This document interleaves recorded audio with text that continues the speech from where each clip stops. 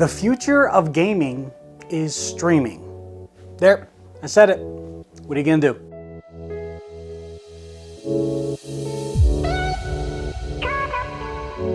What's going on, folks? Tony Hannity's here with Lazy Tech TV, and yes, I truly believe that the future of gaming will be a vast amount of people streaming the games. I mean, if you look at any other media that we have right now that we rely on strictly with streaming, whether it be with video, music, those mediums we used to covet our collections, whether it be CDs, laser discs. But gaming now, you don't have to own all the games. There are subscription services like Xbox Game Pass Ultimate, where for a monthly price, you get hundreds of games, hundreds of titles, some of which are really, really good, some of which you may never play ever for whatever reason, and that's fine. But I truly believe that in 10 years time from now, streaming your game is really just gonna be the norm. But as we move forward, what can we stream now? How can we stream now? And there's already tons of services to choose from. There's the Xbox Cloud Gaming, which we'll dive into a lot more. There's NVIDIA GeForce Now. PlayStation has their own streaming services right now. I mean, there's Steam Link as well too, and I'm sure other ones. And you know, RIP, drop an F in the chat for Google Stadia, but you know, sorry. But our friends at Logitech took all of those services and wanted to create a product that would allow a user to play them on the go anywhere that they were, as long as you had some sort of internet connection. And that, ladies and gentlemen, is the Logitech G Cloud. This is the first handheld game streaming console. Before we move on, I do want to say thank you to Logitech for sending this to us here. Now, this primarily is for my day job, and that day job is that thing in the corner. And if you guys want to check out more of our trainings and whatnot as a Microsoft Xbox Master Trainer, that is my day job. That's what we do. We take a look at accessories, third-party accessories, new services, new updates that are coming down the ecosystem for Xbox across console, mobile, and PC. And it's really, really awesome.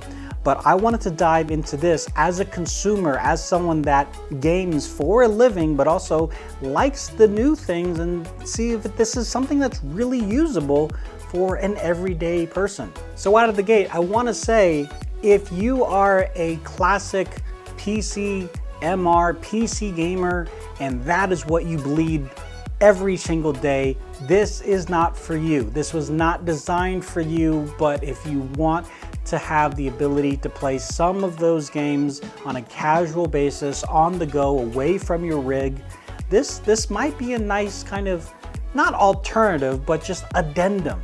The G Cloud runs Android, and while I'm not sure which version of Android, I'm assuming it's somewhat up to date. It supports Bluetooth and Wi-Fi. There's no 5G or 4G chip in this, so you will have to get some sort of internet connectivity that way. And most of you have a hotspot on your mobile device, so you have Wi-Fi everywhere you go. And not only does it have the accessibility to the full Google Play Store, there are apps already pre-installed on here for cloud streaming. For example, you've got the Xbox Cloud Gaming right out of the gate.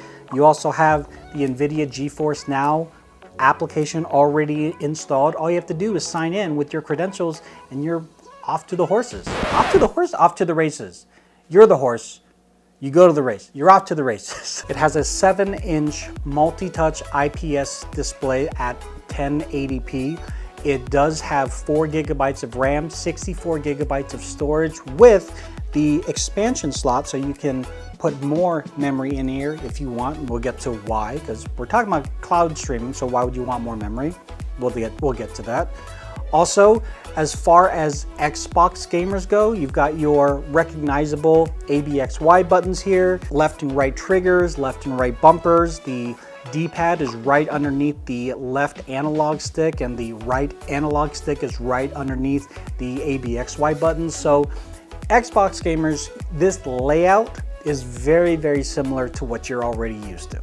And on the bottom here, you've got dual speakers, a dual microphone, USB Type-C port to charge, and a 3.5mm headphone jack if you want to plug in standard pair of headphones, or you can go Bluetooth if you want as well too. It feels kind of similar to that of, I don't know, even a controller. Like if you get a standard Xbox controller, it has that kind of plastic feel, not super cheap, but also not like high-end plastic. It's very lightweight, very well weighted overall. And you know, when I'm playing the games here at the office or when I tried it elsewhere at a Starbucks, it really all depends on your Wi-Fi connectivity, but it was very snappy. Now I said, there is an expansion slot, and you might say, why do I need an expansion slot? There's no cameras on here, so you can't really save any kind of, well, anything really. So what would I need to put on here? Well, this is a full Android device. So when you go to the Google Play Store, you can download virtually any game that you've wanted to download. And if it does support a controller being connected in the game,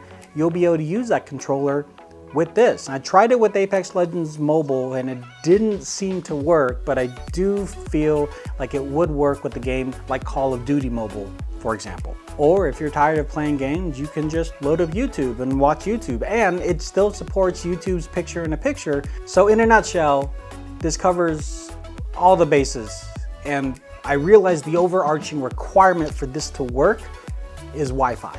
And that's kind of the beauty. In the first world that I personally live in, Wi-Fi is fairly ubiquitous, and I'm lucky enough that here in Salt Lake, that there's a lot of 5G hotspot areas where I can just tag in and use their connection, if you will. If you're at a place like a hotel or an airport where they give you free Wi-Fi or paid Wi-Fi, you probably want to use this on the paid Wi-Fi. The free Wi-Fi, everyone's on it. Latency is just going to be terrible, and that's more of a reflection on their Wi-Fi infrastructure versus what this bad boy and what the service that you're using can use. I'd say one of the biggest issues that I have is, although placement-wise, everything is where it needs to be, it's still very strange. Oops. It feels like a shrunk down version of a controller, similar to that of a backbone, if you will. And again, I've said this before in other, excuse me, it just loaded up. I've said it before in other videos, it's gonna take a little bit of muscle memory to get used to the controllers being the sizes that they are. But once you do, this runs exactly like a regular Xbox controller. Now, when you're playing games from Steam Link or NVIDIA GeForce Now, you obviously have to make sure that the games that you're playing can use controls like this, and you might have to do some button remapping, but if you log in with your respective credentials, all those should, you know, carry over from game to game to game. I have had no problem starting a party chat when I was cloud gaming, whether I was on my phone, on my computer, doing it through the browser, it worked fine. But for some reason, doing a party chat on this, I can hear you.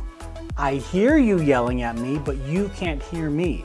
And I have no idea why. I've gone through the permissions, I've allowed the microphone, I've done all the things. Now, there is a separate app in here specifically called Xbox. And when I do party chat through the Xbox app, that has no problem whatsoever. I've been able to talk with my friends and let them know that I'm ready to go and, you know, get all of our ducks in a row and whatnot. I mean, right here, it even says, let's join a party. But the second that I leave this app to start the cloud gaming app, it closes this app. So then the party chat, I've left the party chat. That doesn't help. So I don't know what that is all about. I have no idea why. I do realize the existence of the separate Xbox app is more for the social aspect of Xbox, where you can look at different posts and comment and look at people's replays and stuff like that. And that's cool, that's awesome. That lends to the community kind of ecosystem that Xbox is really pushing for. But just doing party chat in the game, I don't know. It wasn't working for me. No idea. But the question is $349 USD MSRP worth it for a handheld streaming device? And I'd have to say, maybe. If you look at the other alternatives, such as the Nintendo Switch OLEDs or the Steam Deck, those are around the same prices, if not more, especially the Steam Deck. And granted, those consoles are full consoles. You download the games locally and you don't have to worry about internet connectivity unless you're doing multiplayer or something. Or they have much better quality screens. I wish this was a little bit cheaper, but considering this is really the first of its kind, there's nothing to compare it to. And if you're gonna spend upwards of $300 on this, I mean, I might even suggest you might as well just get an Xbox Series S for $299. And that's a full console. And there, you don't have to worry about streaming. But if you're someone that's on the go and you always want to be connected to your game and you want to have the ability to even remote play into a game that's already on your existing console, sure, you can do that on your phone and you can do that on your computer, but if you need those things for other purposes and you don't want to get it convoluted with work and play, you can have a dedicated device literally just for play. So yeah, at the end of this, not really for everyone. I mean, even I myself, I'm only going to use it in very niche times of my professional life. But I have that ability now, whereas before I had to do it on my phone, which was a great, fine, capable, experience, but this is much better. So if you have any questions, please leave that in the comment section down below. Links, as always, can be found in the description below. We actually stream on Twitch, twitch.tv/LazyTechTony. We have a podcast as well too, the Still Recording Podcast. We're on TikTok, Twitter, and if you want to take a look at any of our other links, that will be in the description. And until the next time, you folks take care of yourselves and each other. Later. Hi.